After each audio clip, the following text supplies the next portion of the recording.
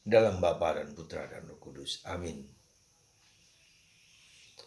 Allah Bapa di surga, bantu kami untuk terbuka terhadap realitas yang selalu tidak sesuai dengan kebaikan, kebenaran, kejujuran yang kami lakukan. Ada banyak tantangan, ada banyak godaan, ada banyak serangan ketika kami berbuat baik. Tidak banyak orang juga menerima ketika kami berbuat baik. Ada tantangan, ada musuh, ada lawan.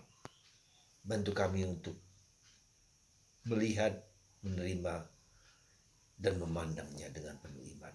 Terpujilah namamu kini dan sepanjang segala masa. Amin. Para saudara, dalam kitab Nabi Yeremia, kita diingatkan bahwa tidak selalu perbuatan baik itu mendapatkan jawaban yang baik pula.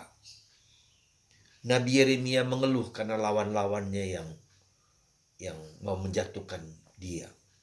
Bahkan dia dibuang ke sumur kering.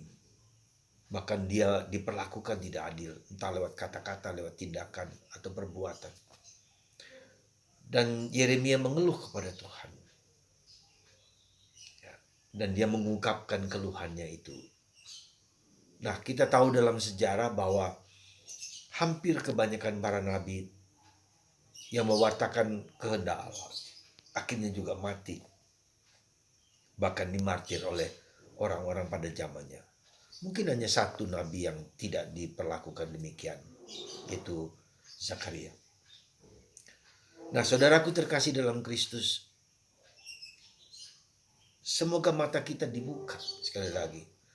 Untuk berbuat baik membutuhkan tantangan-tantangan yang besar. Karena ada orang yang menentang, orang yang pura-pura menerima, tetapi di belakang lalu menentang. Ada orang yang diam saja tetapi tidak peduli. Nah, inilah yang menjadi suatu tantangan bagi kita, bahwa tidak selalu perbuatan baik itu ya dihadapi, disikapi dengan baik pula. Dan itu menunjukkan kepada kita bahwa hidup ini sesuatu yang tidak mudah. Untuk yang baik pun akan mendapat tantangan yang besar, yang berat juga. Nah, karena itulah saudaraku terkasih, Yesus hari ini menunjukkan kepada kita nubuatan akan nasibnya yang mengerikan. Nasibnya yang akan diperlakukan dengan kejam. Dan Yesus menubuatkan hal itu. Bahkan orang asing, yaitu orang Romawi, dipakai oleh orang jahat itu untuk melegitimasi dari perbuatan mereka semua. Saudara, sekali lagi saya mau mengatakan kepada Anda, mari kita tidak naif, ya, seolah-olah dengan perbuatan baik itu orang suka dengan kerja karya kita. Belum tentu, ya. Dan itulah merupakan, tetapi kita tetap harus berbuat baik. Tidak bisa tidak harus berbuat baik. Tetapi respon reaksi orang tidak selalu seperti yang kita harapkan, bahwa kita akan mendapatkan jawaban yang baik. Dan inilah realitas kita. Yesus mau mengatakan bahwa dia akan mengalami penderitaan, mengalami kesakitan secara brutal, disalibkan, tetapi kemudian akan dibangkitkan. Nah, peristiwa salib penderitaan ini adalah suatu peristiwa kehidupan kita sendiri. Salib tidak berarti pertama-tama bisa saja dari kesalahanku, dosaku, kelemahanku, terbatasanku. Tapi juga bisa saja dari orang lain yang ingin menjatuhkan kita, yang ingin membuat kita sengsara, susah, dan seterusnya. Dan itulah yang terjadi pada Yesus. Dan Yesus mengatakan bahkan ketika para muridnya pun diberitahu tentang penderitaan Yesus, mereka juga tidak mengerti.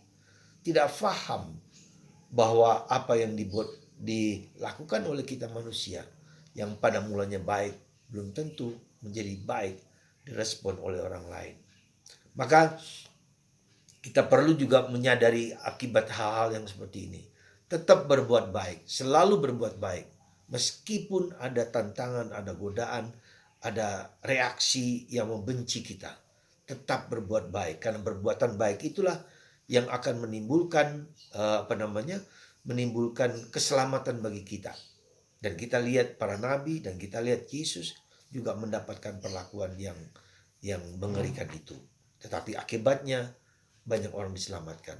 Nah, perbuatan baik itu juga bisa berarti saya berlakukan suatu silih atas dosa-dosa saya, silih atas dosa-dosa manusia, silih atas dosa-dosa orang lain dengan berbuat baik, menggantikan menjadi korban bagi keselamatan orang lain. Dan itulah yang dilakukan oleh Yesus.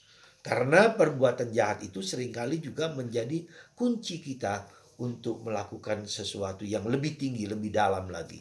Yaitu panggilan kita dengan perbuatan baik itu panggilan kita untuk mewartakan kebaikan kepada orang lain.